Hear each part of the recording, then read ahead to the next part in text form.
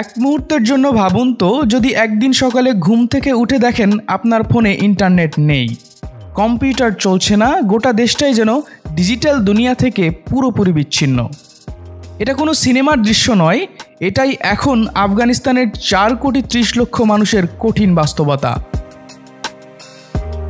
তালেবান সরকার তাদের নৈতিকতা দমন অভিযানের অংশ হিসেবে দেশ জুড়ে ইন্টারনেট সংযোগ প্রায় পুরোপুরি বন্ধ করে দিয়েছে। তাদের মতে ইন্টারনেট হলো পাপ এবং অনৈতিক কার্যকলাপের উৎস। এই সিদ্ধান্তের ফল হয়েছে ভয়াবহ। ব্যাংক বন্ধ, ফ্লাইট বাতিল, এমনকি জরুরি সেবাও ভেঙে পড়েছে।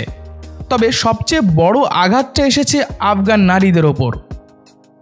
শিক্ষা ও চাকরির সুযোগ থেকে বঞ্চিত হওয়ার পর এই ইন্টারনেটই ছিল তাদের জ্ঞান অর্জন ও বাইরের বিশ্বের সাথে যোগাযোগের শেষ আশ্রয়।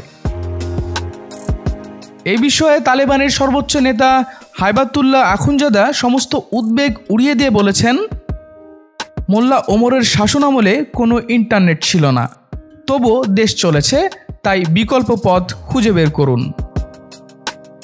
এই এক সিদ্ধান্তের মাধ্যমে তালেবান পুরো আফগানিস্তানকে যেন একবিংশ শতক থেকে বিচ্ছিন্ন করে আবারও অন্ধকার যুগে ঠেলে দিচ্ছে, যেখানে আধুনিক বিশ্বের সাথে যোগাযোগের সমস্ত দরজা বন্ধ।